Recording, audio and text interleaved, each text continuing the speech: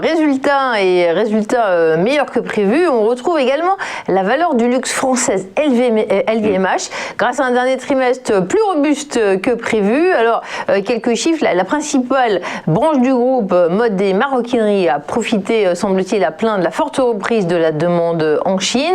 Les ventes de la branche Louis Vuitton ont bondi de 18% en organique, alors que le consensus tablait seulement sur 11%. Donc, pas évident, mais un groupe qui survit après cette pandémie qui, hélas, n'est pas finie.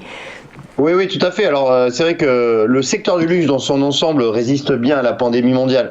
On l'a vu avec Richemont, Burberry et maintenant LVMH qui publie des résultats, certes en retrait par rapport à 2019, mais en retrait contenu puisque le chiffre d'affaires annuel est ressorti en repli que de 16% à 44 milliards d'euros.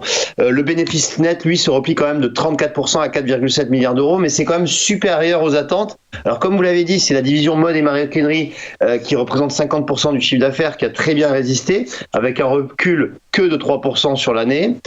C'est notamment tiré par les ventes de Louis Vuitton. Hein. Louis Vuitton, c'est 3/4 du chiffre d'affaires de cette division. Et aussi Christian Dior, qui a nettement rebondi, avec une hausse des ventes à 2 chiffres sur les 2 derniers trimestres. Alors, la Chine est bien évidemment la raison principale de ce rebond des ventes, puisque après avoir baissé de 28% au premier semestre, finalement, le recul n'est que de 5% au second semestre. Alors, petit bémol, c'est dans la branche vin et spiritueux, avec le champagne Mouette et le cognac Hennessy.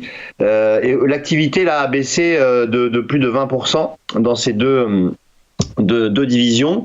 La